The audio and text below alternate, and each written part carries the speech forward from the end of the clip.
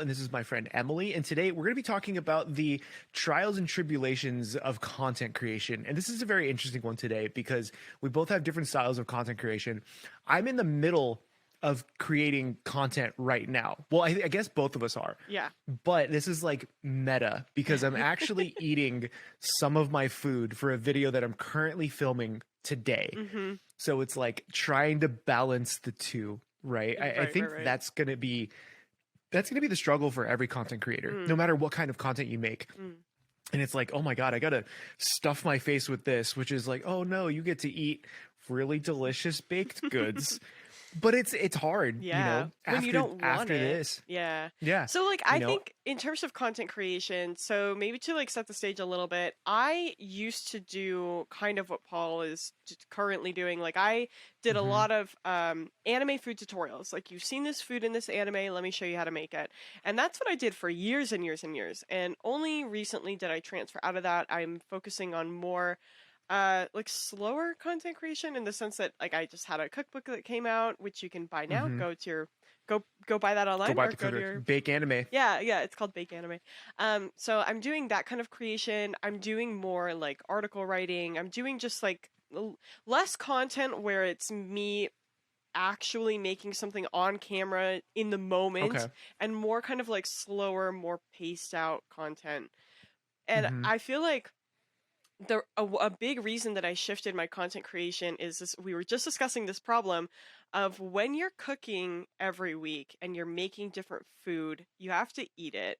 And when you uh-huh. start eating it a lot and you're eating, you're making 2 or 3 meals a week, you're eating really unhealthy and it starts to become kind of a problem. And for me, that was always a Mhm, really huge hang up to the point where I would make stuff for a video and I would finish making it and I would refuse to eat it. And I would instead mhm. literally like order out. I would go pick something up because I was like in a little like war with myself over I was like burned out too. There was a lot going on Yeah. in this point of my life, Mhm, but I was so just like adverse to the idea of like I made this, now I have to eat it because it's here. And instead I would right. literally like give it to my roommate, give it to other people and then order sushi or something that I like Yeah, actually and wanted to eat. It was a really mhm. weird, really hard time in my life and that's kind of why I switched what I'm doing all for the better. But yeah, I don't know. What do you think? Do you since you're eating I now? 100% resonate with that, right? Mm-hmm. Like, so I think you were kind of in the spot that I was maybe 4 or 5 months ago, Mm, where I was making content for the sake of making content. mhm. Like, I need to make a video. Yeah. Let me make something from anime, right? I try to have fun with it. I try to make it to where it's educational, it's fun to watch, whatever it is. But it's like it became a machine, Mhm. right? Where it's like just make the video and then the food is there. A lot of the time, yeah, I would just eat it, whatever the case is. I would give it to my wife. You know, she'd have it for lunch the next day or something, or I would give it to my neighbors. That Mm. was a big thing I would do, Yeah. and I would take, eat what I could because like we were also discussing about how like usually eat for utility's sake, Mm. where I'm drinking protein shake because the Ichigo diet needs a lot of protein, but like I actually don't have a lot of protein in the house right now. So tomorrow I have to go shopping because I'm doing this for 7 days. Yeah. But what I was doing before is just like filming stuff and then just putting it out to the world and not really taking as much pride as I thought I could. Yeah. And that came down to like I didn't want to usually eat all of what I made, Mm. right? But what I realized that became like kind of almost like a toxic work environment, right? Like you've created your own toxic work Yeah. environment. Yeah. And right, because you're like, I just got to do the next thing. I got to do the next thing. And I had this happen actually 2 weeks ago, Mhm. right? Where I didn't have a video ready because I was at Vid Summit. I was doing a chat there and all this other stuff. I was gone for 5 days. When you're gone from your work environment for 5 days as a creator, the only thing you can really do is like edit video. Yeah. And I edited one video while I was in my hotel room, but I couldn't film anything. So I just had nothing ready. Mhm. I got home and I was like, I could potentially film one video right now, edit it, bang it out, and just put it out there. Mhm. But it's not going to be a video that I care about very much. Yeah. Right. So instead, I just like, I'm not going to upload to this week. Mm. I'm just going to let the internet do what it wants to do. And I'll just be back for the next one Yeah. and make the next one that much better. Yeah. What I realized is it stopped me from just creating just for creation's sake. Mm. And instead now I think about, do I enjoy it? I also feel like I'm my audience, right? Like I nerd out about this stuff. Yeah. Like I'm not going to spoil anything about the Ichigo diet because there's a lot of moving parts, but I'm like, I'm excited to do this. I have to Yeah. do this for 7 days, Yeah. but I'm pretty stoked because it's challenging me in different ways. Yeah. Yeah. Whereas, whereas a lot of the time, people don't see the creation side where, especially in food content, Mhm. right? Vlogging is one thing, you know, maybe tutorials are one thing, whatever, but like the food creation side is the only thing I can speak on. Mhm. Binging with Babish has talked about this a couple of times of how he's experienced burnout and how he's tried to get away from Yeah. it, where he was doing 2 videos a day during the pandemic, getting them out there, super high production quality, whatever the case is. But then it led to burnout. Yeah. Now that's why he actually has like anime with Alvin, and he has like I think the fun to Kendall's I think it's called, Mm. where like his kitchen manager has part of the show, Right. and it makes it to where he only does 1 video per week versus 2, but there's still 2 videos on his channel going out. Right. Right. Right. And I'm like, that was a great solution for him, Yeah. and to like make you have longevity, right? Yeah. And you look at people who blew up like Josh Weissman, he's still cranking out 2 videos a week. Yeah. But he's a machine. I don't know how he does it. He's like 25, and you know he has that young blood Yeah. in him. Yeah. You got the time on your hands. Right. And to me, I think about food creation and like let's say this chocolate bun that I'm eating. Mhm. If I just made this today, it would be a very easy video. Yeah. I'm going to teach you guys how to make chocolate buns. Okay, cool. It takes 3 hours to make, and maybe the editing on that would be like 2 hours. Yeah. Right? It's not very much. But instead, I'm like, this is literally part of my 14-hour filming session today. Yeah. Right?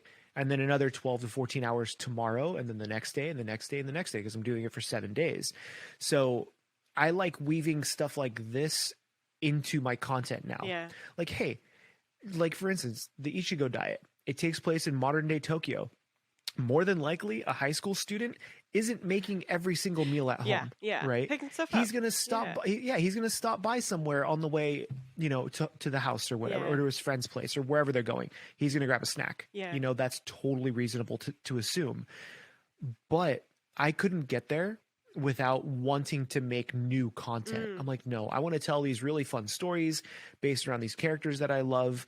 How do I do that? Mhm. And it was like a lot of introspection that led me to not being burnt out anymore. Yeah. I'm working way more now than I was when I was doing recipe videos. Yeah. But it's more way focused. more. Like, but it's more focused and it's a lot more fun. Yeah. Yeah. Right. And the comment section goes wild because like I did a Goku video, you know, and people are crazy about Goku, so you get to see that conversation yeah. versus like I made the ramen bowl from Dragon Ball Z. Yeah. Yeah. Yeah. Instead, it's like, no, I'm trying to eat like Goku for a day. Yeah. Right. So you have that audience. Kind of that a audience different is very angle looking passionate. from it. And I completely agree. It Right. sounds like we're actually totally on the same track because I'm similarly doing more video essays. And I think like a big thing that really helped me is like bringing in a friend to kind of like be someone to Oh, collaborate that's with. great, Like yeah. I got Joe over here Mhm. behind the camera, and he's totally my tech guy, but he and I also work creatively as well. Like we've been really into. I love Japanese food, Japanese culture, Japanese history, and I like to explore, like, especially Japanese history through the lens of food, and then trickle it down further into, like, how do we see that food in anime, and Mhm. what does that say about anime and stuff like that. So we've been doing a lot of video essays along that, and what I like most about those is that it's like a real opportunity to, like, ask a question about a particular food, like, why does this cake show up all the time in this one anime, and, like, what's the Mm. significance of that? And then within that video essay, you can weave in, you know, like little fun stuff, like little travel vlogs or like little cooking tutorials and stuff like that. Like, oh, by the way, let's take 2 minutes to teach you how to make this cake, and like, blah, blah, blah, here's the tutorial. Yeah. And then, you know, here's what I learned from making it, and here's what it helps me understand about it or whatever. And it's just like more fun. So it's taking the concept of like food creation and turning it on its head a little bit and approaching it from a new lens that also I think really helped pull me out of some of my creative burnout. Like it was pretty